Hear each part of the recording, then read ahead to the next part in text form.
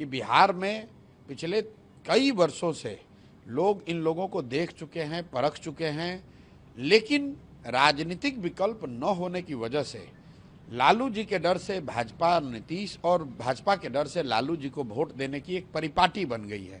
जन सुराज के आने के बाद से पहली बार पिछले कई दशकों में जनता के सामने एक रास्ता उनको दिख रहा है, उनको वो विकल्प दिख रहा है जिस पर चलकर वो समझते हैं कि एक बेहतर व्यवस्था बनाई जा सकती है, अपने बच्चों के लिए शिक्षा रोजगार का जुगाड़ हो सकता है और सबसे बढ़कर पलायन को बिहार में रोका जा सकता है। आज तक बिहार में एक रात जिस नेता ने नहीं बिताया है वो बिहार के 13 करोड़ लोगों का भविष्य तय करना चाहता है। जिसको बिहार के 38 जिला का नाम नहीं मालूम है वो बिहार के लोगों को आगे का रास्ता बता रहा है। महत्व इसका नहीं है कि प्रधानमंत्री टेलीप्रॉम्प्टर देखकर बोल रहे हैं कि कागज पर लिखा हुआ पढ़ रहे हैं। वो बिहार की बात कर रहे हैं कि नहीं इसका बात है। वो निश्चित तौर पर मोदी जी बिहार की बात नहीं कर रहे हैं। यहाँ तो हर कोई अपने आप को किसी का रहनुमा बताता है, लेकिन सच्चाई ये है कि इन सारे सो कॉल्ड स्वयंभू रहनुमाओं के बावजूद समाज के वो सारे वर्ग, चाहे वो मुसलमान हो, चाहे वो हिंदू हो, वो अगड़ा हो या पिछड़ा हो, बिहार में तो हर व्यक्ति सफ़र कर रहा है, हर व्यक्ति परेशान है। भाई यहाँ पर सामाजिक न्याय और समाजवाद की दुहाई देने वाले लोग, जिनकी सरकार यहाँ 35 साल से है, जो लोग अपने आप को दलितों का, अति पिछड़ों का, मुसलमानों का रहनुमा बताते हैं, मैं रोज़ एक आंकड़ा बताता हूँ कि बिहार में जातीय जनगणना जो इन लोगों ने कराई, उस जनगणना में ये दिखा कि आज भी 35 वर्ष से इनके शासन के बाद भी 5% से कम दलित, अति पिछड़े और मुस्लिम समाज के बच्चे 12वीं पास कर रहे हैं। आगे की पढ़ाई की छोड़ दीजिए, नौकरी रोजगार की बात छोड़ दीजिए, 12वीं पास करने वालों की संख्या 5% से कम है। और अगर उसके बावजूद कोई किसी को अपना रहनुमा बताता है, कोई अपने आप को किसी समाज का रहनुमा बताता है, तो इससे ज़्यादा जाति क्या हो सकती है। तो कोई किसी का रहनुमा नहीं है। सच्चाई ये है कि बिहार में पिछले कई वर्षों से लोग इन लोगों को देख चुके हैं, परख चुके हैं, लेकिन राजनीतिक विकल्प न होने की वजह से लालू जी के डर से भाजपा नीतीश और भाजपा के डर से लालू जी को वोट देने की एक परिपाटी बन गई है। पिछले 30-35 साल में ज़्यादातर लोग जो इन दलों को वोट करते हैं वो पॉजिटिव वोटिंग नहीं है, वो नेगेटिव वोटिंग है। जो मुसलमान है वो लालू जी को, लालटेन को इसलिए नहीं वोट करता है कि लालू जी ने उनके लिए कोई काम किया है या उनको राजनीतिक भागीदारी दी है या उनकी चिंता की है। वो सिर्फ इसलिए वोट देता है क्योंकि वो भाजपा को वोट दे नहीं सकता है। इसी तरीके से बहुत सारे लोग जो नीतीश और भाजपा को वोट देते हैं, उनको नीतीश से कोई लगाव प्रेम नहीं है। उनको मालूम है कि नीतीश की सरकार कैसे चल रही है, उन्हें मालूम है कि गुजरात की तर्ज पर बिहार में भाजपा ने कोई काम नहीं किया है, सिर्फ कोरे भाषण दिए हैं। लेकिन चूंकि वो लालू जी का जंगल राज वापस नहीं आने देना चाहता है, इसलिए फिर वो मजबूरी में नीतीश भाजपा को वोट कर देता है। जन सुराज के आने के बाद से पहली बार पिछले कई दशकों में जनता के सामने एक रास्ता उनको दिख रहा है, उनको वो विकल्प दिख रहा है जिस पर चलकर वो समझते हैं कि एक बेहतर व्यवस्था बनाई जा सकती है, अपने बच्चों के लिए शिक्षा रोजगार का जुगाड़ हो सकता है और सबसे बढ़कर पलायन को बिहार में रोका जा सकता है। इसीलिए आपको वो भीड़ दिख रही है। वो भीड़ जन सुराज की और प्रशांत किशोर की ताकत नहीं है, वो भीड़ उन बदलाव की सोच रखने वाले लोगों को दर्शाता है जो बिहार में अब बदलाव चाहता है। कहा यह जाता है कि जो माइनॉरिटी वोटर्स हैं, खासकर वो कांग्रेस, एमआईएम अभी सीमांचल में एक्टिव हुई है पिछले 5 सालों से, और आरजेडी उसके पक्ष में वोट करती है। जिस तरीके से भीड़ आपकी रैलियों में उमड़ा है वो देखिए, भीड़ सिर्फ बात नहीं है। जब तो मैं पैदल चल रहा था तब तो भीड़ हम लोग नहीं जुटाते थे, उस समय भी भीड़ न होने के बावजूद मैं कह रहा था कि बिहार में 60% से ज़्यादा लोग बदलाव चाहते हैं, अपने बच्चों के लिए शिक्षा रोजगार चाहते हैं, एक नई व्यवस्था चाहते हैं, पलायन बंद हो, ऐसी बात वो चाहते हैं। जहाँ तक आपने कहा दलों की बात, तो मैंने पहले एक्सप्लेन कर दिया कि राजद को यहाँ वोट इसलिए पड़ता है क्योंकि लोग भाजपा को मुसलमान वोट नहीं दे सकता है। कांग्रेस का यहाँ कोई वजूद नहीं है। कांग्रेस राजद की पुछलग्गू पार्टी है। एमआईएम हैदराबाद की पार्टी है, उसको बिहार में कोई जगह नहीं है। भाई फिर वही बात है, सीट तो कहीं कोई जीत सकता है। सीट तो उपेंद्र कुशवाहा ने एक पार्टी बनाई थी, उनके 3 एमपी जीत गए। सीट तो कभी मांझी जी की भी पार्टी कोई जीत जाती है। वो तो समीकरण है, व्यवस्था है, कोई एक समय है।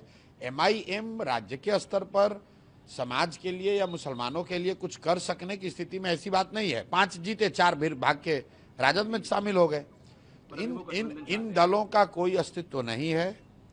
इन दलों का कोई, बिहार में राजद दल है, बिहार में जदयू एक दल है, बिहार में भाजपा वाले हैं। तो एक गठबंधन जो है वो नीतीश भाजपा का गठबंधन है, बाकी उसमें जो लोग हैं वो सब छोटे बड़े पिछलग्गू दल हैं। इसी तरीके से दूसरे साइड राजद का गठबंधन है, कांग्रेस का कोई बिहार में वजूद नहीं है, 5% से कम वोट आया है। तो बिहार के पास, बिहार की जनता के पास 3 ही विकल्प हैं। एक, जो व्यवस्था चल रही है उसको अगर चलाते रहना चाहते हैं तो आप नीतीश भाजपा को वोट दे दीजिए। अगर इस व्यवस्था से आप परेशान हैं, इससे हटना चाहते हैं, तो आपके पास 2 रास्ते हैं। या तो लालू जी का जो लालटेन था, जंगल राज था, बिहार में भ्रष्टाचार, अपराध, जमीन की दखल करने वाले लोग, मर्डर, बदमाशी वाला राज चाहते हैं, उसको वापस लाइए। या आपके पास विकल्प है, एक नई व्यवस्था बनी है जो बिहार के 1 करोड़ से ज़्यादा लोगों ने मिलकर एक दल बनाया है, एक ईमानदार और सशक्त प्रयास शुरू हुआ है, आप उसके साथ जुड़िए। आप कह रहे हैं कांग्रेस यहाँ पे कुछ नहीं है। कल राहुल गांधी ने बिहार को लेकर के ट्वीट किया कि बिहार की जो लॉ एंड ऑर्डर की व्यवस्था है, पूरी इंडिया का जो क्राइम कैपिटल है वो बिहार बन गया है। ऐसे में इस बार का जो वोट होगा वो बदलाव के लिए नहीं होगा, बिहार को बचाने के लिए वोट होगा। देखिए, राहुल गांधी ने ट्वीट किया, आपने अच्छा कहा, क्योंकि ये लोग ट्वीट से ही बिहार का भविष्य बनाना, बिगाड़ना चाहते हैं। मैं रोज कहता हूँ, राहुल गांधी देश में इतने बड़े नेता हैं, विपक्ष के नेता हैं, 55 साल से ज़्यादा उनकी उम्र हो गई, उनकी पार्टी ने यहाँ 40 वर्ष से ज़्यादा शासन किया है।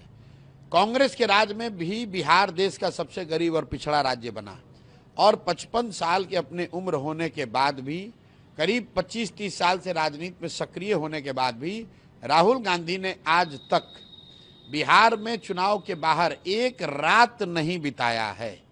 भाई साहब इंग्लैंड गए होंगे, जर्मनी गए होंगे, इटली गए होंगे, अमेरिका गए होंगे, आज तक बिहार में एक रात जिस नेता ने नहीं बिताया है वो बिहार के 13 करोड़ लोगों का भविष्य तय करना चाहता है। जिसको बिहार के 38 जिला का नाम नहीं मालूम है, वो बिहार के लोगों को आगे का रास्ता बता रहा है, तो इनका कौन भरोसा करेगा। कांग्रेस का यहाँ कोई वजूद नहीं है, कांग्रेस को ना कोई सुनता है ना कोई बात करता है। लोग यहाँ पर राजनीति राजद करती है, कांग्रेस उसका झोला ढोने वाली पार्टी है, झोला ढोते हैं ये लोग।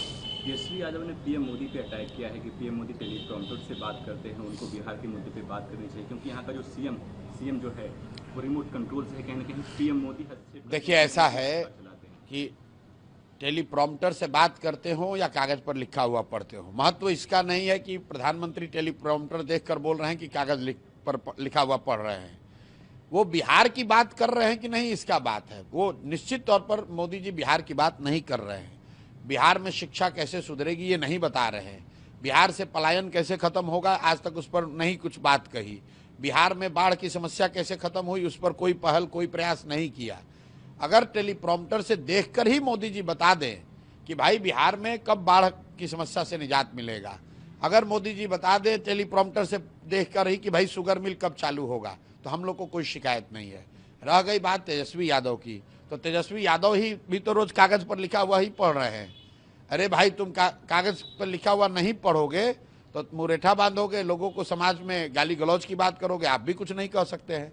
तेजस्वी यादव हो, मोदी जी हो, पेपर से पढ़कर बोले या टेलीप्रॉम्प्टर से बोले या खुद से बोले, उनको ये बताना है कि बिहार में शिक्षा व्यवस्था कब सुधरेगी, उनको ये बताना है कि बिहार में बच्चों को रोजगार कब मिलेगा, उनको ये बताना है कि बिहार से पलायन कैसे दूर होगा, कब रुकेगा, उनको ये बताना है कि बाढ़ की समस्या कब रुकेगी। अगले 5 साल के लिए बिहार कैबिनेट ने 1 करोड़ युवाओं को रोजगार देने की बात की है। भाई देखिए, इन निर्णयों पर आप लोग चर्चा भी क्यों करते हैं। पिछले 20 वर्ष से नीतीश कुमार मुख्यमंत्री हैं। 20 वर्ष में कम से कम दसियों हजार बार कैबिनेट बैठी होगी, हजारों निर्णय लिए होंगे। 20 वर्ष में उनको ये ध्यान नहीं आया कि बिहार के लोगों को रोजगार देना है। आज जब 1 महीने के बाद चुनाव है और कैबिनेट का अब कार्यकाल मुश्किल से 3 महीना बचा है, तब आपको ध्यान आ रहा है। और अगर ध्यान आ रहा है तो अभी दो, 5 वर्ष के बाद क्यों? इसलिए कि फिर एक बार वोट दे दो और फिर ये सब लूटपाट मचाएगा, फिर 5 वर्ष और बिहार को लूटेगा। और तो इनका कुछ है नहीं। अगर इनके पास 5 वर्ष में 1 करोड़ नौकरी देने का कोई स्कीम है, कोई योजना है, तो भाई अभी तो तुम्हारी सरकार है, अभी क्यों नहीं दे रहे हो? चलो 1 करोड़ नहीं दोगे, 5 वर्ष में 1 करोड़ का मतलब है कि 60 महीने में 1 करोड़, 1 करोड़ को 60 से भागा दे लीजिए, 3 महीने बाकी हैं, उतने ही नौकरी हर महीने देने लगो भाई। हम लोग मान लेंगे कि हर महीने आप दे रहे हैं तो अगले 5 वर्ष भी दे देंगे।